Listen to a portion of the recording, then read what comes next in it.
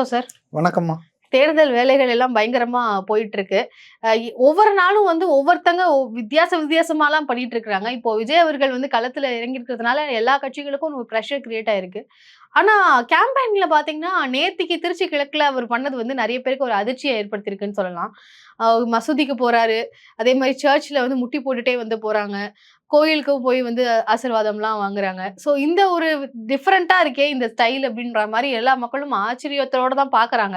Even TVK கேண்டிடேட்ஸே இது நம்ம லிஸ்ட்லயே இல்லையே அந்த மாரி பார்க்குறாங்க. நீங்க அதுக்கான காரணம் இல்ல நீங்க அத எப்படி பார்க்குறீங்க? அத பத்தி உங்களுடைய கருத்து என்ன சார்? அதாவது டிவிகேவினுடைய ஐடியாலஜின்னு சொல்லி அவர் டிக்ளேர் பண்ணியிருக்கிறது secular and social justice ideology தான் சொல்லியிருக்காரு. அதாவது மதச்சார்பற்ற சமூக நீதிக்கான தத்துவம் தான் எங்கள் கட்சியின் தத்துவம்னு அவர் விக்கிரவாண்டியிலிருந்து இன்னை வரையில் அதில் எந்த ஊசலாட்டமும் இல்லாமல் அதை சொல்லிட்டு இருக்காரு. While he was declaring Periyar, தந்தை பெரியார் ஆஸ் ஐகான், கொள்கை தலைவராக அவர் டிக்ளேர் பண்ணும்போது கூட அதில் ரொம்ப தெளிவாக சொன்னார், கடவுள் மறுப்பு இது சம்பந்தமான விஷயங்களில் மட்டும் நாங்கள் வேறுபடுறோம், பெரியார் கொள்கையை நாங்கள் ஏற்றுக்கல அப்படின்ற மாதிரி சொன்னார். ஸோ பேசிக்கலி அவர் ஒரு செக்குலர் மேன். செக்குலரிசம்னா என்ன? முதல்ல அதை பற்றி தவறான புரிதல் இருக்குங்க நம்ம மக்கள் மத்தியில். செக்குலரிசம்னா எந்த மதத்தையும் சாராமல் இருக்கணும் இல்லைங்க. செக்குலரிசம்னா என்னன்னு சொன்னால், அரசாங்கம் எந்த மதத்தையும் சார்ந்து செயல்படாது, அரசாங்கம் எந்த மதத்திலும் பாகுபாடு காட்டாது. ஆனால் குடிமக்கள், தனிநபர்கள் அவங்க விருப்பப்பட்ட மதங்களை, அதுதான் ஃப்ரீடம் ஆஃப் வர்ஷிப், எந்த மதத்தையும் அவங்க கும்பலாம், அதுக்கு எந்த தடையும் இல்லை. இதுதான் செக்குலரிசம். மாறாக பலர் என்ன நினைச்சிட்டு இருக்காங்கன்னா, செக்குலரிசம்னா அதாவது கடவுளையே கும்பிடக்கூடாது, ஏத்திசம் தப்பா, நாத்திகம்னு நினைக்கிறாங்க. அது இல்லைங்க. So Vijay was born in a Christian family. அவர் பேரே சி ஜோசப் விஜய். இந்த பேர் நம்ம யாருக்குமே தெரியாம இருந்தது. ரெக்கார்டில் இதுதான், ஸ்கூல் ரெக்கார்டு, பாஸ்போர்ட் எல்லாத்துலேயும். ஆனால் நமக்கு தெரிஞ்சது விஜயின் தான். பல ஆண்டு காலம் தெரியும் இல்லையா? அந்த பேரையே சொல்லி கொடுத்தது எச் ராஜா, காரைக்குடி பாஜக தலைவர் தான். ஏதோ ஒரு பிரச்சனையில் வரும்போது விஜயை தாக்குவதாக நினைத்து கொண்டு அவரை கிறிஸ்துவர்ன்ற முத்திர குத்தர் தான் நினச்சிக்கிட்டு ஜோசப் விஜய்னு ஆரம்பித்தார். அது இப்போ தான் எல்லாருக்கும் தெரியும் இவர் முழு பேர் ஜோசப் விஜய்ன்னு சொல்லிட்டு. அப்போது அவர் ஒரு கிறிஸ்துவ குடும்பத்தில் பிறந்தார். அதனால் அவர் கிறிஸ்துவ நம்பிக்கையில் இருப்பது இயற்கை தான். ஆனால் அவர் திரைக்கலைஞர் என்பதால் இந்து வழிபாட்டையும் நடிச்சிருக்காரு, இஸ்லாமிய வழிபாட்டையும் நடிச்சிருக்காரு. அவர் எம்மதமும் சம்மதம், மத நல்லிணக்கம் தான். செக்குலரிசம்னா என்ன? மதங்களின் பெயரால் பாரபட்சம் காட்டக்கூடாது, மக்களை பிரித்தாளக்கூடாது. இதையே very very same words he told இன் விக்கிரவாண்டி. என்ன சொன்னார்னா, பாஜக கொள்கை எதிரி, சித்தாந்த எதிரி. ஏன்னா அது மதங்களின் பெயரால் மக்களை பிரிக்கிறதுனாரு. ஸோ அந்த கொள்கையை அவர் இன்னி வரைக்கும் இன்ச்சு கூட பிறராமல் கடைபிடிக்கிறார். உதாரணத்துக்கு ரம்ஜான் நோன்பு நடந்தது சில வருடங்களுக்கு முன்பு. சாதாரணமாக பாஜகவோட கூட்டணி வச்சிருக்க எடப்பாடி கூட அந்த ஹோட்டலில் போயிட்டு ரம்ஜான் நோன்பு கொடுப்பாங்க, அந்த கட்சி சார்பாக நோன்பு திறப்புன்னுவாங்க, குல்லா போட்டுக்குவாங்க, போயிடுவாங்க. ஸ்டாலினுக்கெல்லாம் சொல்லவே வேணாம், திமுக காரங்களுக்கு. இப்போ தாவேக்கா செஞ்சதில் ரொம்ப வித்தியாசமாக இருந்தது. என்னன்னா, எனக்கு அவர் எல்லாரும் போல் தரையில் உட்காந்தாரு.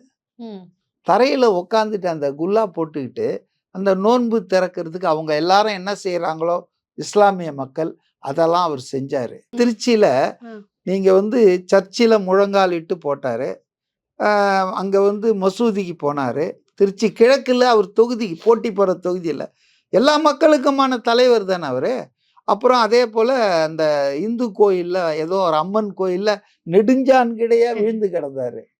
புரியுதுங்களா? அப்போ அவர் மக்கள் மனங்களை, நம்பிக்கையை மதிக்கிறாரு. எல்லா மதமும் ஒரே வழியை தான் சொல்லுது, அன்பு அப்படின்னு நினைக்கிறாரு. அதைத்தான் அவர் ஃபாலோ பண்ணியது. It is nothing to do electoral victory or electoral gain. ஆனால் இதே நேரத்துல நேத்து இன்னொரு நிகழ்ச்சி நடந்தது, கவனிச்சிருப்பீங்கன்னு ம், நினைக்கிறேன். ம். முதல்வரை கிறிஸ்துவ பேராயர்கள்லாம் போய் ஒரு 10 குரூப் போயிட்டு எங்கள் ஆதரவு உங்களுக்கு தான்றாங்க. இது மிக்சிங் ரிலிஜன் வித் பாலிடிக்ஸ். இதை தான் பிஜேபி செய்றாங்க. ம். நாங்க தான் இந்துக்களுக்கு பாதுகாப்புன்றாங்க. You are in politics. You can't மதத்தை do it. சம்பந்தப்பட்ட வேலையை மதவாதிகள் பார்த்துக்கிட்டோம். அதுக்கு சாமியார்கள் இருக்காங்க. அயோத்தியில் ராமர் கோயிலை கட்டுவோம், அதெல்லாம் உங்க வேலை. அப்போ what ever the BJP people, RSS people are doing for Hindu religion, the same thing these people are doing. இந்த இந்த ரெவரண்ட் ஃபாதர் முன்னால எஸ்ரா சர்குணன்னு ஒருத்தர் இருந்தாரு.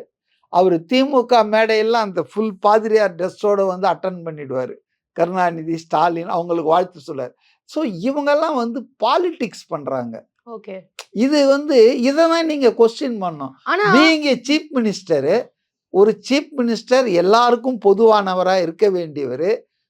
சொல்லப்போனா பெரியாரின் சீடர்கள் இவங்கெல்லாம், பெரியார் வழி வந்தவர்கள்னு சொல்றவங்க, கிறிஸ்துவ பேராயர்லாம் வந்து உங்களுக்கு எங்கள் ஆதரவுன்னு சொன்னா, இல்லைங்க இதெல்லாம் என்ன மீட் பண்ண வேணாங்க, ஆதரவுன்னா உங்க உங்க உரிமையை நீங்க காட்டிங்க. இதை ஏன் படம் எடுத்து எல்லா பக்கமும் போடுறீங்க? இப்போ திமுக ஏன்னா வந்து பயம் வந்துடுச்சு. ஓகே விஜய் வந்து மைனாரிட்டி வாக்குகளை வந்து கை கவர்றாரு வச்சிருவாரோ, கண்டிப்பாக வந்து 100% மைனாரிட்டி வாக்குகள் வந்து திமுகவுக்கு போயிட்டு இருந்ததுங்க. ம். Because of ADMK's wrong stand. பிஜேபியோட அது போனதால கொஞ்சம் நஞ்சம் இருந்த அந்த மைனாரிட்டி சப்போர்ட்டை கூட அதை இழந்துடுச்சு. ஸோ டோட்டலாக ஒரு 7-8 வருஷமா பார்த்தீங்கன்னா ஃபுல்லாக பாஸ்கெட்டில் விழுது. மைனாரிட்டின்றது 1% 2%ல, கிறிஸ்டியன் மைனாரிட்டி, முஸ்லீம் மைனாரிட்டிலாம் சேர்த்தா மோர் தென் 20% இருக்கு தமிழ்நாட்டில். அப்போ இந்த 20% ஓட்டு வந்து சாலிடா ஃபிக்ஸட் மாதிரி போய் விழுந்துட்டு இருக்கு டிஎம்கே டிவிகேக்குன்னு நினைக்கிறீங்க. டிஎம்கேக்கு. ஓகே.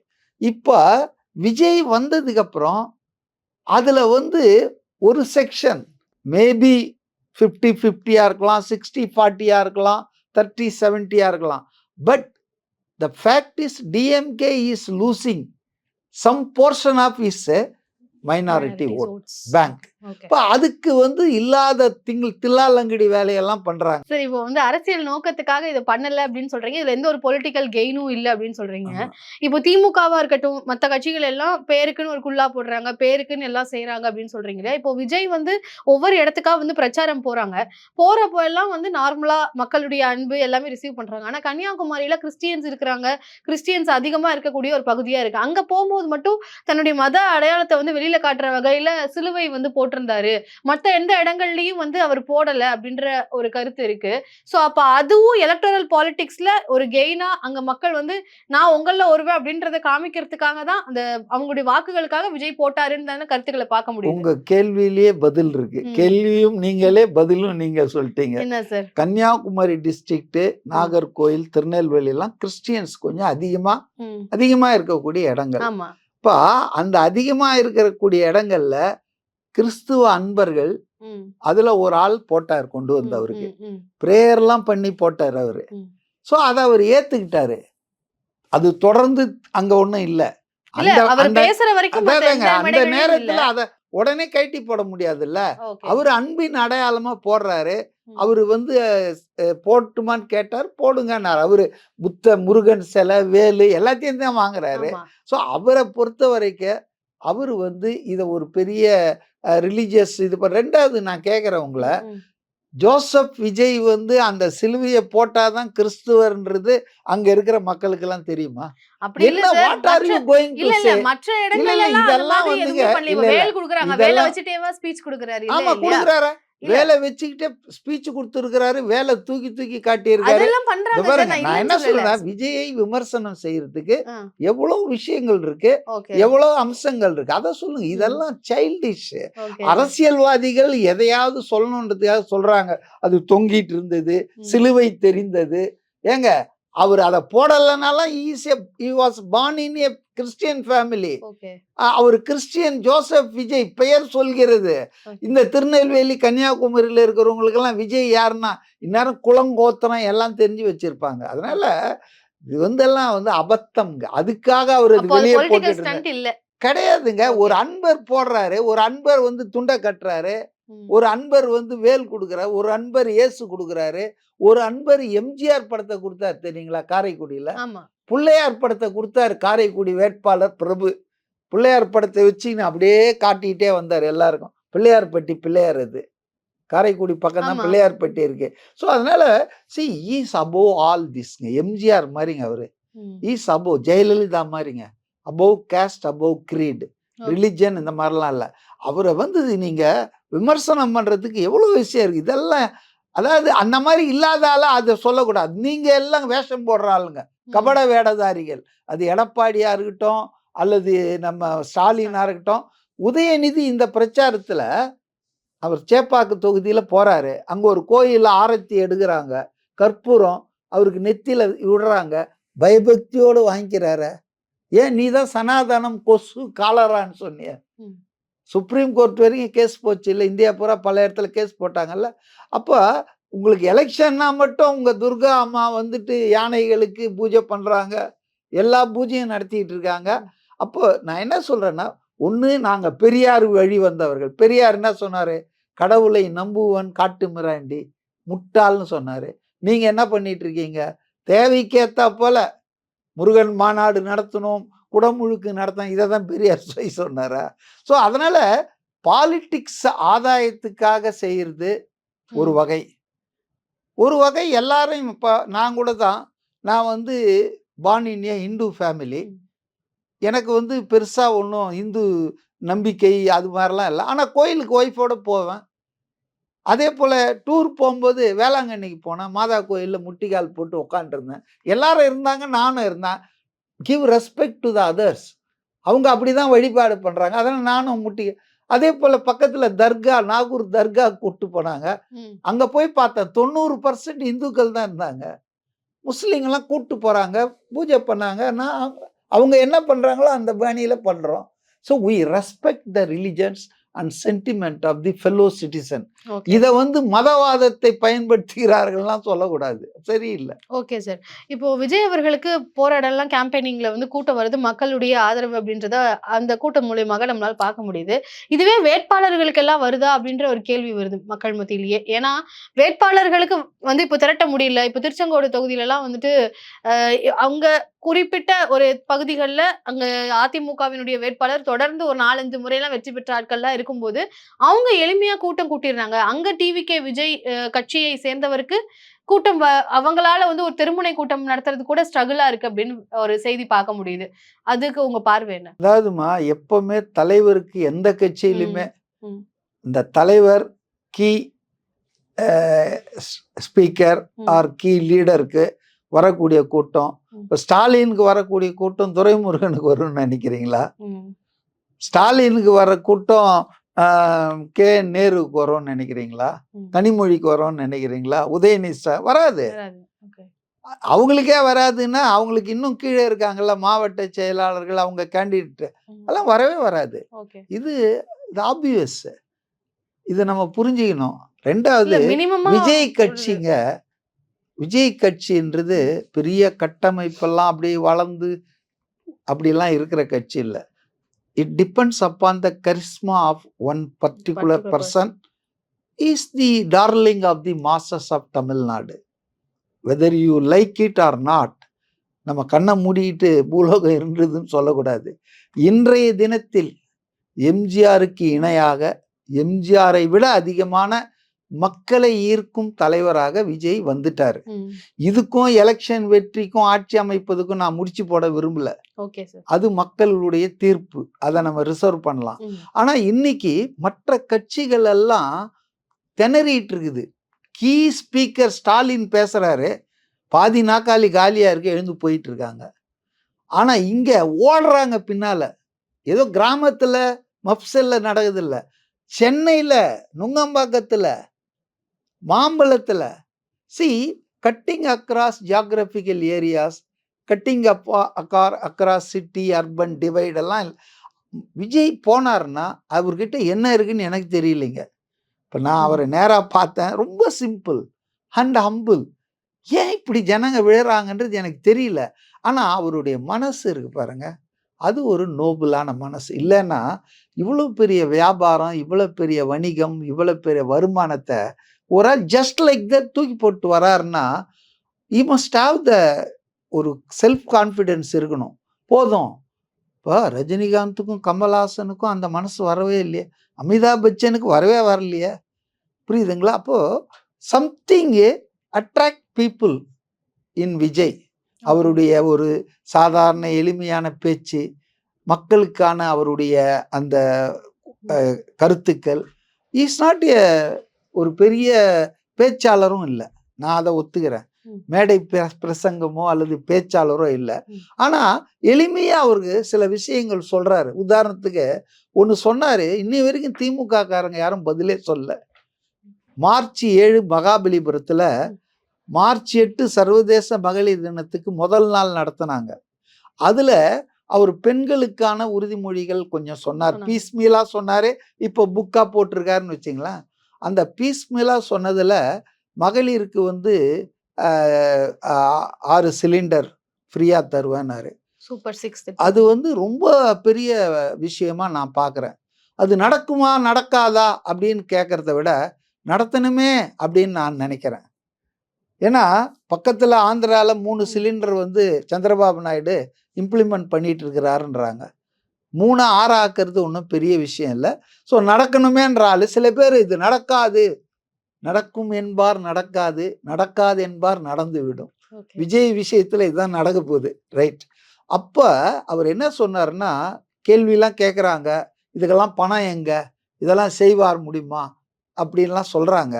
அப்போ அவர் சொன்னார், லஞ்சம் ஊழலை ஒழிப்பேன், நான் பைசாவை எடுக்க மாட்டேன், எவனையும் எடுக்க விட மாட்டேன்னாரு அரசாங்க கஜானாலேருந்து.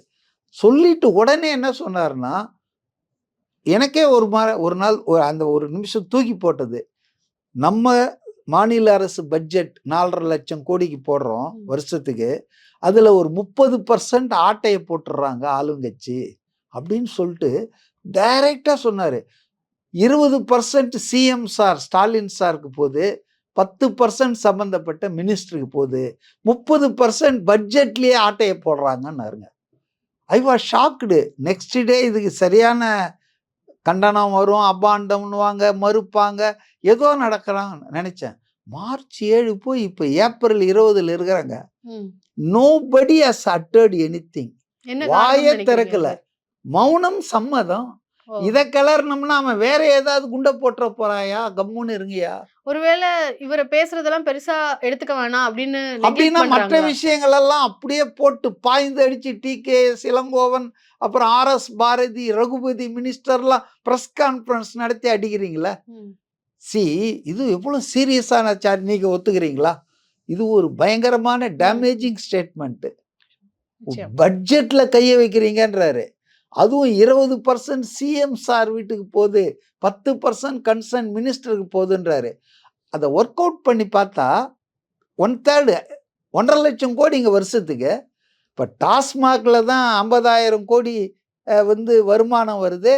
அந்த 50,000 கோடி வெளியே போகுது, யாருக்கு போகுதுன்னு தெரியலன்னு முன்னாள் நிதியமைச்சர் பழனிவேல் தியாகராஜன் பேசுனது ஆடியோ நம்ம பார்த்தோம். ஈக்குவல் அமௌண்ட் வந்து வெளியே போகுது, யாருக்கு போகுதுன்னு தெரியாதுன்னாரு. ஸோ த சேம் வே பட்ஜெட்டில் வந்து 1/3 அமௌண்ட் போகுது அப்படின்னா இதை மறுத்திருக்க வேணாமா? குறைஞ்சபட்சம் இது அபாண்டம்னு சொல்லியிருக்க வேணாமா? இது பொய் புனை சொல்லிட்டு நாங்கெல்லாம் உத்தம புத்திரர்கள், எங்க மேல இப்படி அபாண்டமா சொல்றாரு, நாங்க விடமாட்டோம், மான நஷ்ட வழக்கு போடுவோம், ஏதாவது சொல்லலாம்ல. ஒண்ணுமே பேசாம கல்லூலி மங்கன் மாதிரி இருந்தீங்கன்னா இதுக்கு அர்த்தம் என்ன சொல்லுங்க? ஓகே, அதனால அவங்க ஒத்துக்கறாங்கன்னு நீங்க நினைக்கிறீங்க? they have no reply, no answer, no defense, அவ்வளவுதான். அப்ப அவர் சொன்னது வந்து நிக்குது இல்ல, இன்னி வரைக்கும் நிக்குது இல்ல. சாத்தியமா அப்படிலாம் செய்ய முடியாதுன்னா உங்க மேல சொல்லியிருக்காரு, மறுங்க. அப்ப மறுத்தால் அதுக்கு ஏதாவது வச்சிருக்கிறாரு அவரு. அதனாலதான் அவங்க மறுத்து பிரச்சனையே பெருசாகாதுங்க. சில விஷயங்களை அமைதியா கடந்து போயிட்டா நல்லது. நீங்க பதில் சொல்லி அவன் அடுத்தது ஒன்றை போட்டான்னு வச்சுங்க, ரொம்ப டேமேஜிங் ஆகிடும் இல்லையா? அதனால வந்துங்க அவரை பொறுத்த வரையில் ரொம்ப லூஸ் டாக் பண்ண மாட்டார். பேசுறதே 7 நிமிஷம் 8 நிமிஷம் தான். அதுலேயும் எனக்கு வந்து இப்போ இந்த இதுல பேசினார் பாருங்க திருப்பூர்ல, அப்போதான் அவருடைய கன்சர்ன் வந்து எப்படியெல்லாம் எல்லா சமூகத்துல இருக்கிற பகுதியும் பார்த்துருக்காரு. நான் இஃப் யூ அலோவ் மீ ஒரு 2-3 பாயிண்ட் சொல்றேன், அப்புறம் உங்க ஓகே கொஸ்டின் சார், வரேன். ஓகே. ஒண்ணு என்னன்னா, இன்னைக்கு இளைஞர்களுடைய வேலை வாய்ப்பு, வேலையில்லா திண்டாட்டம் இது கடுமையா பாதிக்குதுங்க இளைஞர்களை. இளைஞர்கள் போதைக்கு அடிமையாவதுக்கு ஒரு காரணம் அன்எம்ப்ளாய்மெண்ட். வேலை இல்லாம சுத்திட்டு இருக்கான், திட்டு வாங்குவான் வீட்டுல, எங்கேயோ ஏதோ யாரோ ஃப்ரெண்டு கொடுத்து விட்டுருவான், அப்புறம் அதுக்கு அடிமை ஆயிடுவான். இன்னைக்கு தமிழ்நாட்டுல குற்றங்கள் வந்து அதிகரித்தது, அதுவும் பெண்களுக்கு எதிரான வன்மம் அதிகரித்ததுக்கு ஒரு முக்கிய காரணம் டாஸ்மாக் இல்ல, இந்த போதை ட்ரக்ஸ் தான். இன்னைக்கு எனக்கு என்ன தகவல்னா, கஞ்சா ஹைஸ்கூல் வரைக்கும் போயிருக்குதுன்றாங்க. அப்போ இது வந்து ரொம்ப ஒரு இளைஞரின் எதிர்காலமே போகுது. இப்போ இளைஞர்களை பத்தி அவர் கவலைப்படுறாரு. அவர் என்ன சொல்றாருன்னா, நம்ம முதல்வர் மாதிரி போதையில்லா தமிழகத்தை உருவாக்குவோம்னு ஒரு காணொளி போட்டுட்டு உட்காரல. மா சுப்பிரமணியம் ஹெல்த் மினிஸ்டர் மாதிரி கஞ்சா இங்கேயும் தமிழ்நாட்டுல விளையிலங்கன்னு சொல்ல. நாங்க விளையுது நான் சொல்றோம், வெளியே இருந்து வருதியா, வெளியே இருந்து பிற மாநிலங்கள்ல இருந்து வர்றதை தடுக்கிறது தானே உன் வேலை. அப்போ இங்க யாரும் விளைவிக்கல அப்படின்னு சொன்னா, இப்போ இவ்வளவு கஞ்சா எப்படி வருது? முந்தா நாள் கூட ஏதோ பெரம்பூர் ஸ்டேஷன்லயோ ஆவடி ஸ்டேஷன்லயோ பல கோடி மதிப்புள்ள கஞ்சாவை பிடிச்சிருக்காங்க போலீஸ். அப்போ கஞ்சா போதைப் பொருள் நடமாட்டம் ஒரு பக்கம் அதிகமாயிடுச்சு, இன்னொரு பக்கம் டாஸ்மாக் வரையறை இல்லாம 24x7 அதுக்குன்னு உரிய நேரம்லாம் இருக்கு இல்ல, அதெல்லாம் இருக்கா? நீங்க பிரீமியம் ரேட் கொடுத்தீங்கன்னா காலையில 6 மணிக்கும் கிடைக்குது, ராத்திரி 2 மணிக்கும் கிடைக்குது, ஹாலிடேலையும் கிடைக்குது, எல்லா நாளும் கிடைக்குது. அதுக்கு தான் அன்லைசன்ஸ்டு பார் கம்ப்ளீட்டா பரவி இருக்கு. சென்னையில மட்டும் பல 100 பார் இருக்கு, அந்த மாதிரி லைசன்ஸே கிடையாது. இவங்கெல்லாம் யார் நடத்துறாங்க இந்த பாரெல்லாம்? ஆளுங்கட்சி பிரமுகர்கள் தான். இது போலீஸுக்கு தெரியாதா? தெரியும். போலீஸும் பங்கு வாங்கிட்டு அமைதியா இருக்காங்க. அப்போ இந்த இளைஞர்களின் எதிர்காலம் இப்படிப்பட்ட நிகழ்ச்சியால, இப்படிப்பட்ட நிகழ்வுகளால பாழாகுதுன்னு ரொம்ப கவலைப்பட்டு அவர் என்ன சொன்னார்னா, போதை இல்லாத தமிழகத்தை நான் உருவாக்குவேன், ஹெல்த்தியான இளைஞர்களை, அன்ஹெல்த்தி தானே இது, அப்போ நான் உருவாக்குவேன் அப்படின்னு சொல்லி அவர் சொன்னார். அதோட நிறுத்தல. வேலையில்லா திண்டாட்டத்தில் அவஸ்தைப்பட்டுக்கிற 29 வயசுக்கு மேலாகி வேலையில்லாத ஆட்களுக்கு பட்டதாரின்னா 4000 ரூபாய் மாதம் உதவி பணம் தரேன், அதே போல் டிப்ளமோ அந்த மாதிரி இருந்தால் 2500 ரூபாய் தரேனாரு. அதுக்கு அடுத்தது போய் யோசித்தார் பாருங்க, அதுதான் ரொம்ப மாஸ்டர் பீஸ். அதாவது வந்து தனியார் நிறுவனங்கள் இன்னைக்கு 100% வட இந்தியர்களை பயன்படுத்தும் நிறுவனங்கள் பல இருக்குது. அதாவது தமிழ்நாட்டை சாராதவர்கள் வேலை செய்கிறாங்க. பல ஹோட்டல்கள் இதுக்கு விதிவிலக்கு இல்லை, கம்ப்ளீட் நார்த் இந்தியன்ஸ் தான் எம்ப்ளாயீஸ் பூரா. ஓனர் தமிழாளா இருப்பார். சரவண பவனை கூட நீங்கள் போய் பாருங்க, அடையார் ஆனந்த பவன், இப்படி பல இது எல்லாமே நார்த் இந்தியன்ஸ் வந்து இறங்கிட்டாங்க. அவர் என்ன சொல்றாருன்னா பாருங்க எவ்வளவு நுணுக்கமா விஷயங்களை பார்த்துருக்காரு. I admire him only because of this. அவர் என்ன சொல்றாருன்னா, தனியார் கம்பெனிகள் நிறுவனங்கள் 75% தமிழ்நாட்டை சார்ந்தவர்களுக்கு வேலை வாய்ப்பு கொடுத்தால் அவங்களுக்கு வந்து அட்ராக்ஷன் கொடுக்குறாரு. எங்க அரசு வந்து உங்களுக்கு ஸ்டேட் ஜிஎஸ்டியில் கன்செஷன் கொடுப்போம், உங்களுக்கு இபி சார்ஜ் இருக்கு இல்லையா, அதுல வந்து ரிலாக்ஸேஷன் கொடுப்போம் அப்படின்னு அவங்களுக்கு ஒரு இன்சென்டிவ். அப்பதானே அவன் செய்வான். அவர் சொல்றாரு தமிழ்நாட்டை சார்ந்தன்னு சொல்றாரு, தமிழர்களுக்குன்னு சொல்ல. ஏன்னா ஒருத்தன் 10 வருஷமா இங்க வாழ்ந்துட்டானா அவன் தமிழ்நாடு தான். கேரளாக்காரனா இருக்கலாம், ஆந்திராக்காரனா இருக்கலாம், கர்நாடகாரனா இருக்கலாம். when he resides permanently for more than 10 years 15 years he should be considered as a Tamil man. Tamil Nadu state ஆள் தான். இப்போ என் பையன் 15 வருஷமா யூகேல இருக்கான், அவன் யூகே பாஸ்போர்ட் வாங்கியாச்சு, சிட்டிசன்ஷிப் கொடுத்துட்டாங்களா, is considered as a UK citizen. So அதனால தமிழர்கள் அப்படின்னு சொல்லாம தமிழ்நாட்டை சார்ந்தவர்கள் சொல்றாரு. இவ்வளவு மெஷர்டா இருக்காரு பாருங்க. அப்போ இந்த மாதிரிலாம் சொல்றாரு. அப்புறம் இன்னொன்று இளைஞர்களுக்காக சொல்றேன், ஆர்டிஃபிஷியல் இன்டெலிஜென்ஸ், செயற்கை நுண்ணறிவு தான் இன்னைக்கு டாபிக் ஆஃப் தி இது டிஸ்கஷன். இந்த ட்ரம்ப்லேருந்து மோடியிலேருந்து எல்லாரும் அதை பற்றி தான் பேசிட்டு இருக்காங்க. முன்னால கம்ப்யூட்டர் சயின்ஸ் தான் நமக்கு ஒரு பெரிய கிரேஸாக இருந்தது. இன்னைக்கு பார்த்தீங்கன்னா அது போயிடுச்சு, ஏஐ. அப்போ எந்த அரசியல் கட்சியும் இதை பத்தி பேசல. அவர் என்ன சொல்றாருன்னா, ஏஐ யூனிவர்சிட்டியை நான் உருவாக்குவேன்றார். தமிழ்நாட்டுல ஏஐக்கான ஒரு யூனிவர்சிட்டி பல்கலைக்கழகத்தை உருவாக்குவேன். அதே போல என்னுடைய அமைச்சரவையில a separate department will be constituted formed for AI deal பண்றதுக்கு. அதே போல சென்னை மட்டும் இல்லாம மதுரை, கோயம்புத்தூர், சேலம், திருச்சி இது போன்ற அந்த செமி கேபிட்டல் இருக்கு இல்லையா, அங்கெல்லாம் இந்த ஏஐ டெக்னாலஜிக்காக நான் வந்து நிர்மாணிப்பேன். இளைஞர்கள் அங்க இருக்கிற இளைஞர்கள் அதை பயன்படுத்திக்கலாம். they need not come to Chennai all the way அப்படின்னு பேசுறாரு. இதெல்லாம் பார்க்கும்போது இந்த ஆள் தமிழ்நாட்டு ஜனங்களை பத்தி, தமிழ்நாட்டின் எதிர்காலத்தை பத்தி எப்படியெல்லாம் சிந்திக்கிறாயா? ரூம் போட்டு யோசிப்பானா? 4 பேர் அவருக்கு சொல்றவங்க இருக்கலாம். கண்டிப்பா எல்லாம் ஒரு மனிதன் மூளை இல்ல. அவருக்கு யாரோ சொல்றாங்க. ஆனா அதை கேட்டு அவர் வந்து அதை ஒத்துக்கிறார. இப்ப ஏன் அதை மற்ற கட்சிகள் இதை பத்தி பேசல? இறுதியா நான் ஒண்ணு சொல்றேன். அதாவது திருப்பூர்ல நினைக்கிறேன், நார்மலா விஜய் மாதிரி ஆளுக்கு போலீஸ் மேல காண்டு தானே இருக்கணும், ஏக காண்டு இருக்கணும். ஏன்னா அவரை படாத பாடு படுத்திட்டாங்க. 101 கண்டிஷன், 81 கண்டிஷன், இல்லாததெல்லாம் பண்ணுவாங்க போலீஸ். ஏன்னா அது ஏவல் துறை தான், காவல்துறை இல்லை. ஆனா பாருங்க, விஜயை பொறுத்தவரையில காவல்துறை மேல அவருக்கு அவ்வளவு வெறுப்போ கோபமோ இல்லை. அவருக்கு தெரியுது இது ஒரு சில அதிகாரிகள் பண்ற வேலை. அவங்க என்ன பண்ணுவாங்க, எய்தவன் இருக்க அம்பை நோவான் என்ற மாதிரி அவர் அந்த இதுல பேசினாரு. நம்ம பெண் காவலர்கள்லாம் வந்து பந்தோபஸ்த் டியூட்டின்னு ரோட்லலாம் நிறுத்திடுறாங்க. அவங்க இயற்கை உபாதைகளுக்கு என்ன பண்ணுவாங்க, 6 மணி நேரம் 7 மணி நேரம் பிரைம் மினிஸ்டர் வராரு, சீஃப் மினிஸ்டர் வராரு, கவர்னர் வராருன்னா எல்லாம் நிற்க வேண்டியது தானே. ஆண்கள் எங்கேயோ போயிட்டு வந்துடுவான், ஒதுங்கிடுவான். பெண்கள் நிலை என்ன? அப்போ இந்த அளவுக்கு அதை பற்றி கவலைப்பட்டு மொபைல் டாய்லெட்ஸ் நான் ஏற்பாடு பண்ணுவேன்னு சொல்றாரு. இது யோசித்து பாருங்க. அதே போல காவலர்கள் தமிழ்நாட்டில் தான் குறைவான சம்பளம் வாங்குறாங்க. கான்ஸ்டபிள் ஆந்திராலேயோ தெலுங்கானாலேயோ கர்நாடகா கேரளாவில் நம்மளை விட அதிகமாக வாங்குறாங்க. அப்போ அதை நான் அந்த லெவலுக்கு மேலே உயர்த்துவேன் சொல்றாரு. காவல்துறை மேலே காண்டா இருக்க வேண்டிய வேறு ஆளு எப்படி ஒரு மெக்னானிமஸாக இருக்காரு பாருங்க. தனக்கு டே இன் அண்ட் டே அவுட் தொல்லை கொடுக்குற துறை காவல்துறை. சாதாரணமாக என்ன மாதிரி ஆளாக இருந்தால் என்ன வச்சு செய்யணும்டா இந்த காவல்துறை அப்படின்னு தானே நினைப்போம். ஆனால் அதை பற்றி கூட கவலைப்படாமல் அவங்களும் மனுஷர்கள் தான், அவங்களுக்கும் சிக்கல் இருக்கு, அவங்களுக்கும் கஷ்டம் இருக்கு அப்படின்னு யோசிக்கிறார. இந்த ஆளை முதல்வராக பெற தமிழ்நாடு வந்து கொடுத்து வச்சிருக்கணும்னு நினைக்கிறேன்.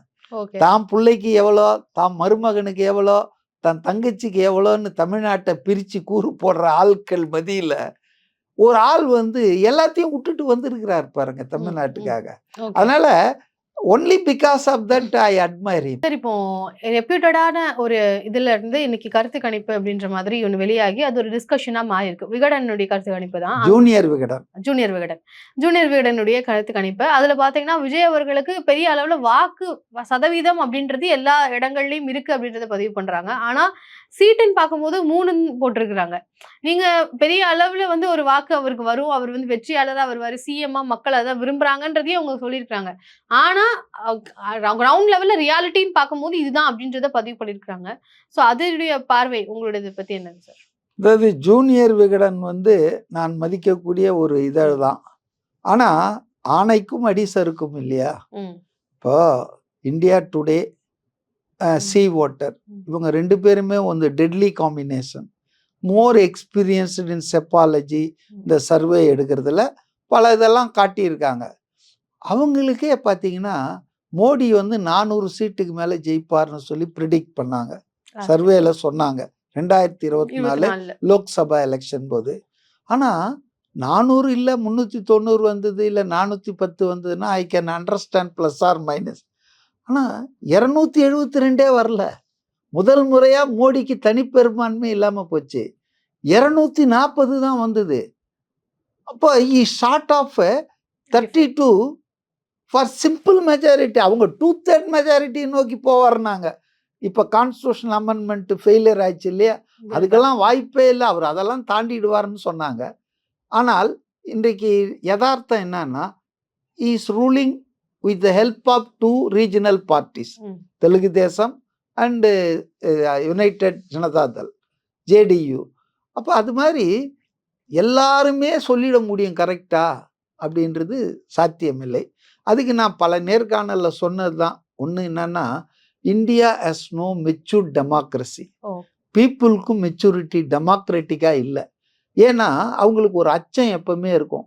ஆளுங்கட்சியை பற்றி ஏதாவது சொன்னால் இவன் எவனோ கேட்குறான், உண்மையை சொன்னால் மனசில் இருக்கிறத பழி வாங்கிடுவாங்களோ, நம்மளை வந்து அது நடந்திருக்குது பல காலத்தில்.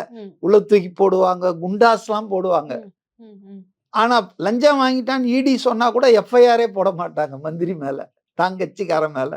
ஸோ அதனால் ஆட்சியாளர்கள் பற்றிய ஒரு அச்சம், பயம் ஒரு மூலையில் எப்பவுமே இந்தியாவில் இருக்கிற எல்லா கட்சி ஆளும் மாநிலங்கள்லையும் இருக்கிற வாக்காளர்களுக்கு இருக்குது. இங்கே மட்டும்தான் இருக்குதுன்னு இல்லை. ஏன்னா டெமோக்ரஸி வந்து மெச்சூர் ஆகலை. அமெரிக்காவில் இருக்கா மாதிரி, ஃப்ரான்ஸில் இருக்கா மாதிரி, மேலை நாடுகள். காரணம் எஜுகேஷன் லெவலும் கொஞ்சம் அங்கே அதிகங்க. ஸோ அதனால் உண்மையை நீங்கள் கம்ப்யூட்டரில் என்ன டேட்டா கொடுக்குறீங்களோ அதுதானே ரிசல்ட் வரும். கண்டிப்பாக தப்பாக டேட்டா கொடுத்தா அது தப்பாக தானே வரும். அப்போ மக்கள் உங்களிடம் உண்மையை சொன்னால் அது வந்து அவங்க கருத்துன்னு நீங்கள் எடுத்துக்கினா அது பேஸ் பண்ணி நீங்கள் சர்வேக்கு வரீங்க.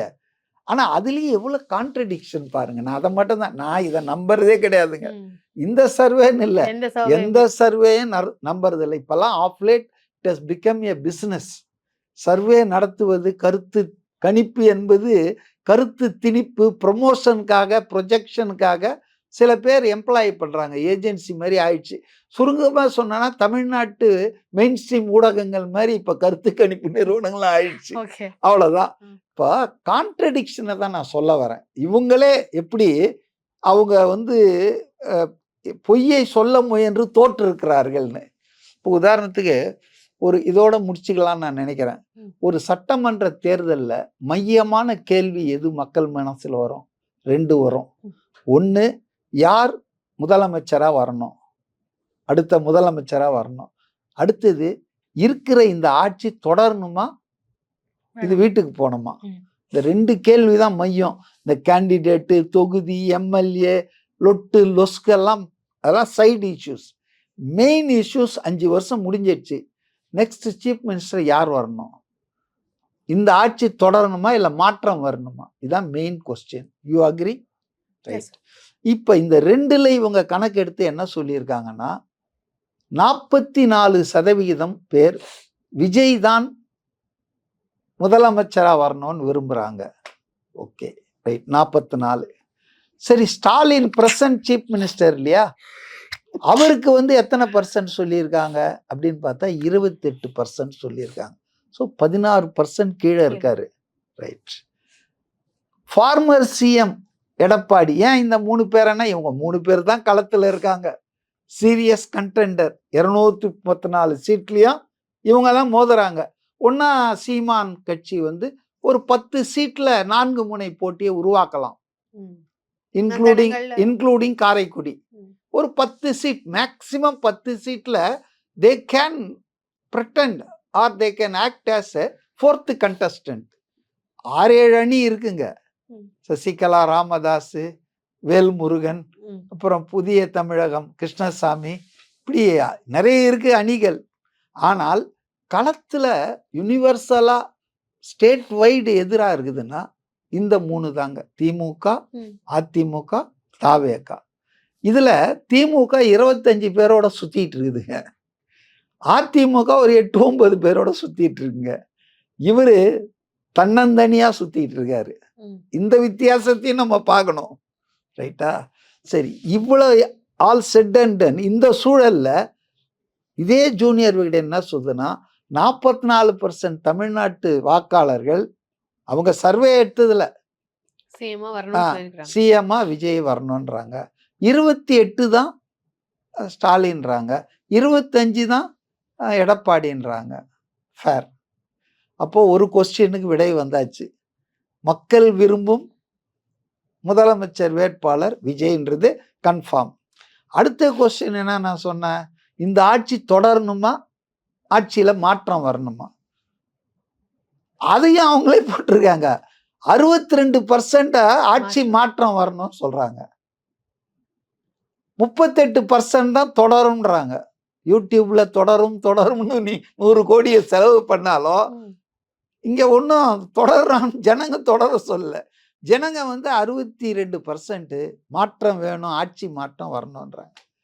இந்த 2 தான் நான் எடுக்கிறேன். இந்த 2யும் சொன்ன நீங்க திமுக கூட்டணி 121 இடத்துல ஜெயிக்கும்ன்றீங்க. திமுக கூட்டணி திமுக கூட்டணி அரசுன்றத திமுகவே ஒத்துக்கல, அதிமுகவும் ஒத்துக்கல, அது வேற விஷயம். தனிப்பெரும்பான்மை தனி கட்சி ஆட்சின்னு தான் சொல்லிட்டு இருக்காங்க. காங்கிரஸ்காரனும் கரடியா கத்தி பார்த்தான் ஆட்சியில் பங்கு அதிகாரத்தில். விடுதலை சிறுத்தை முன்னாலேயே ஓஞ்சிட்டாரு பேசி.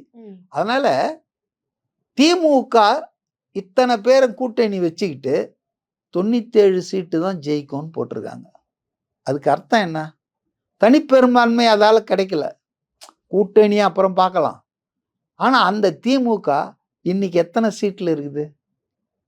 133 சீட்டு ஜெயிச்சு இன்னைக்கு எம்எல்ஏ இருக்காங்க.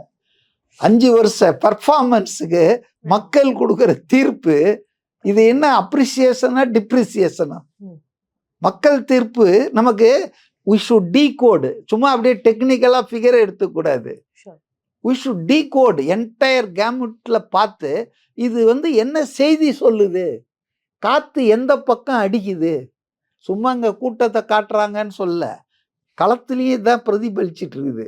எந்த அளவுக்கு கதறாருன்னா சத்யராஜ் நடிகர் சத்யராஜா பிரகாஷ் ராஜா இல்ல சத்யராஜ் தான் இதை சொன்னது. நீங்க விசிலுக்கு ஓட்டு போட்டீங்கன்னா அது தாமரைக்கு ஓட்டுன்றாரு. எவ்வளவு அயோக்கியதானா இது? திமுக பாஜகவோடு கூட்டணி வச்சுட்டு இருந்த கட்சி, கூடி குழாவிய கட்சி. ஆட்சியில வாஜ்பாய் அரசுல 4 வருஷம் 6 மந்திரிங்க இருந்த கட்சி. 2002 குஜராத்தில் முஸ்லிம்கள் நரவேட்டையாடப்பட்ட போது, படுகொலை நடந்த போது இஸ்லாமியர்களை, அன்னைக்கு அமெரிக்கா போல உள்ளிட்ட உலக நாடுகள்லாம் அதை கண்டம் பண்ண போது கலைஞர் கருணாநிதி அவங்க மந்திரிகளெல்லாம் வாபஸ் பெறவும் இல்லை, அதை கண்டிக்கவும் இல்லை. he was participating in the ministry of mister Atal Bihari Vajpayee. அப்படிப்பட்ட கட்சிகள்லாம் வந்து இன்னைக்கு மற்றவனை பற்றி நீங்க விசில்ல போட்டா தாமரைக்கு போயிடும்ன்றாங்களே, உதயசூரியன்ல போட்டாதான் தாமரைக்கு போகுது.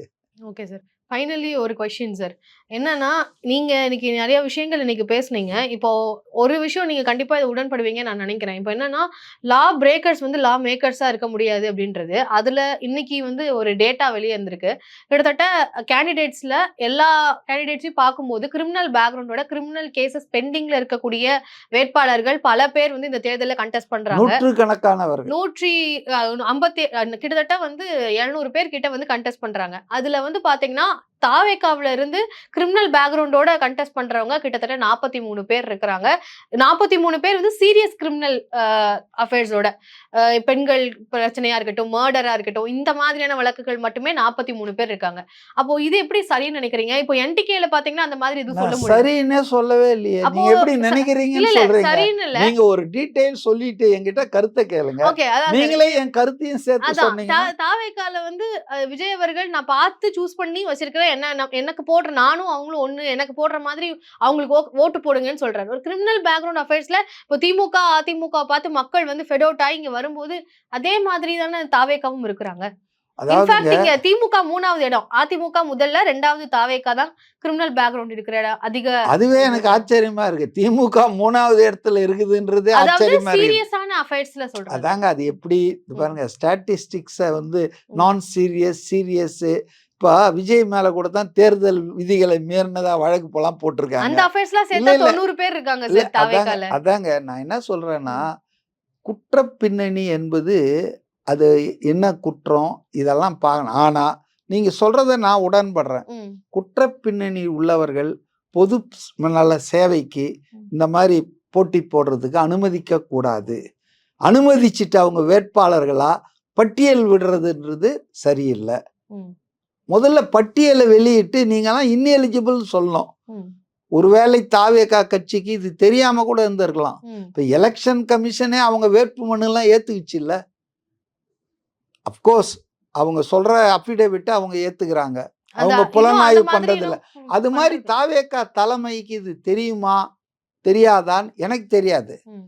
அந்த இந்த மூமெண்ட்ல நாமினேஷன் ஃபைல் பண்ணோம் அப்படின்ற அந்த அறிபறியில அவங்க சொன்ன தகவலை எலெக்ஷன் கமிஷன் ஏத்துக்கின மாதிரி தாவேக்காவும் எங்க மேல எந்த வழக்கம் இல்லை தலைவரே அப்படின்னு சொன்னா ஏத்துக்கிட்டு இருக்கலாம்.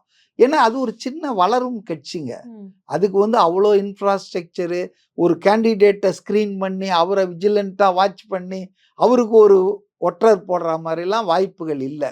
ஓகே. அந்த அந்த அவசரத்துல தவறுகள் நடந்திருக்கலாம். ம். ஆனா நான் என்ன சொல்றேன்னா, தவறு தவறு தான். 5 ரூபாய் திருடினாலும் திருடன் தான், 5000 ரூபாய் திருடினாலும் திருடன் தான், 5 லட்சத்தை கொள்ளை அடிச்சாலும் திருடன் தான். இல்ல இவங்க 3வது இடத்துல இருக்காங்க, இவங்க 2வது இருக்காங்க, அதை நான் ஒத்துக்கல. கண்டிப்பா. குற்ற வழக்கு குற்ற பின்னணி உள்ள எவருமே பொது பதவிகளுக்கு, சட்டமன்றத்துக்கு, நாடாளுமன்றத்துக்கு போட்டியிடுவதற்கு தகுதியற்றவர்கள். தகுதியற்றவர்கள், அருகதையற்றவர்கள், தடை செய்யப்பட வேண்டியவர்கள். ம். அது எந்த கட்சி சார்பா வந்தாலும் சரி. இதுல எனக்கு மாறுபட்ட கருத்து இல்லை. அப்பதான் பாலிடிக்ஸ் வில் பி கிளீன்டு. இப்போ பிளாட்டோ பேரறிஞர் என்ன சொல்லியிருக்காரு? Politics is the last place for scoundrels. கயவர்களின் கடைசி புகலிடம் அரசியல் அப்படின்னு சொன்னார் பிளாட்டோ அறிஞர். நம்ம நாட்டுல முதல் புகலிடமே அதுதான். காலேஜ் யாரும் முடிச்சுட்டு விதிவிலக்கு இல்ல இல்ல அப்படின்றதானே சார்? காலேஜ் முடிச்சுட்டு வந்த உடனே பாலிடிக்ஸ்ல வரும்போதே அவன் ஒரு கயவனா தான் வரான். அப்போ இது வந்து சரி பண்ணணுன்றதுல மாறுபட்ட கருத்து இல்லை. ஆனா நம்ம நாடு எப்படி இருக்குதுன்னு பாருங்க. அதாவது அத இப்ப பார்க்கும்போது அரவிந்த் கெஜ்ரிவால் எதுக்காக வந்து அரசியலுக்கு வந்தார்? IRS officer. ஏன் வந்தாரு? Corruption India against corruption, India against against corruption. ஊழலுக்கு எதிரான விஜய் கூட போய் அந்த அண்ணா செய்கிற போராட்டங்களுக்கெல்லாம் ஆதரவு தெரிவிச்சுட்டு வந்தார். ஞாபகம் இருக்கா? ஞாபகம் இருக்கு. ஆனால் அவர் வந்து நேற்று சென்னைக்கு வந்து இறங்கினாரு. இறங்கி என்ன அறிக்கை சொல்றாருன்னா, ஸ்டாலின் அவர்களுக்கு ஆதரவா பிரச்சாரம் செய்ய நான் வந்திருக்கேன், பெருமைப்படுறேன்றாரு. உலக அளவுல கரப்ஷனை ஒரு சயின்டிஃபிக் ஆக்கி கொள்ளையடிச்ச கூட்டம்னா அது திமுக தான். ம். அந்த திமுகவுக்கு ஆதரவா பிரச்சாரம் பண்ண ஆன்டி கரப்ஷன் குருசடார் வந்து இறங்கி இருக்காரு. இது எவ்வளவு ஒரு முரண்பாடு பார்த்தீங்களா? ம். இது முரண்பாடு. ஊழல் சாம்ராஜ்யத்தை நடத்திட்டு இருக்காங்க திமுக. ஒரு அமைச்சர் மட்டுமே 2000 முனிசிபல் அட்மினிஸ்ட்ரேஷன் துறையில வேலையை ஆள் எடுத்து 1000 கோடி அடிச்சிருக்காருன்னு இன்னைக்கு குற்றச்சாட்டு. அப்போ இன்னைக்கு வந்து பல தலைமுறைக்கு சொத்து சேர்க்கிற, ஊழல் பண்ற, டாஸ்மாக் மூலம், அது மூலம், இது மூலம் ஒரு ஊழல் புரிந்த ஒரு ஆட்சியை ஆதரித்து அது தொடரணும்னு சொல்றதுக்கு ஊழல் எதிர்ப்பு போராளி வராரும்போது நம்ம நாடு இன்னும் எவ்வளோ மாற வேண்டி இருக்குது பாருங்க, யோசிங்க. அதனால இதெல்லாம் வந்து பொதுவான விஷயங்கள்ல I agree with you. Okay. அதாவது ஊழலற்ற ஆட்சி வரணும், கிரிமினல்கள் இல்லாத அரசியல் வரணும். ஆனா இருக்கிறத தானே நம்ம பார்க்க வேண்டியிருக்கு. 10ஓட 11 தவேக்கான்ற மாதிரி இல்லையா சார்? நாய் வேஷம் போட்டாச்சுன்னா நீங்க குறைச்சிதாம்மா ஆகணும். நான் வந்து ஓகே. இந்த நாய் அந்த நாயெல்லாம் சொல்ல முடியும். நான் அதை நியாயப்படுத்தல. ஓகே. அவங்களுக்கு தெரியாம இருந்திருக்கலாம். ஓ. அவங்களுக்கு தெரிய வரும்போது நிச்சயமா அவங்க They வந்து should correct ன்றீங்க. Correct it, they will expel them, okay. They will take action. நீ பொய் சொல்லி எங்களை ஏமாத்திட்ட. இப்போ எவ்வளோ பேர் நான் வந்து கவர்மெண்ட்ல வேலையில் இருக்கிறேன்னு அவன் கான்ட்ராக்ட் லேபரா இருப்பான், கல்யாணம் பண்ணிடுவான். நான் எம்ஏ கிராஜுவேட்டுன்னு 8வது படிக்காதவன் பொண்ணை வீட்டை ஏமாற்றி கல்யாணம் பண்ணுவான். இப்போ கல்யாணம் பண்ணிட்டு அப்புறம் கல்லானாலும் கணவன் ஃபுல்லானாலும் கணவன் இருக்க முடியுமா? ம். பொய் சொன்னான்னா டைவர்ஸ் பண்ண வேண்டியது தான். அதுபோல் இந்த கட்சிக்கு தெரிஞ்சு இவங்க, நான் ஒன்றில் உறுதியாக இருக்கேன், விஜயுடைய நாலேஜுக்கோ விஜய் கட்சி தலைவர்களுக்கு தெரிந்தோ இந்த கிரிமினல் குற்றவாளிகள் அந்த கட்சியில் வேட்பாளராக தேர்வு செய்யப்பட்டிருக்க மாட்டார்கள். அதுல நீ உறுதியா நான் இருக்கீங்க. உறுதியா இருக்கிறேன். ஓகே. அவருக்கு தகவல்கள் தெரியாம இருக்கு. ஏன்னா இஸ் நாட் எம்பாடிமெண்ட். அவர் என்ன கடவுளா? எல்லாருடையதும் அவர் சுத்திக்கிட்டே இருக்கும் தெரியுமா? அவருக்கு ஒரு ஸ்கிரீனிங் கமிட்டி 10 பேர்ல 5 பேர் போட்டு அனுப்புறாங்க. 5 பேர்ல 2 பேர் போட்டு இவர் பார்க்குற, இவர் இன்டர்வியூ பார்த்தவர் ஒரு தொகுதிக்கு ஒரு ஆள் தானே. அப்போ மற்றவங்களெல்லாம் கீழே இருக்கிற, அப்போ அதெல்லாம் அவர் பார்க்கணும். அவருக்கு பொறுப்பே இல்லைன்னு சொல்ல மாட்டேன்.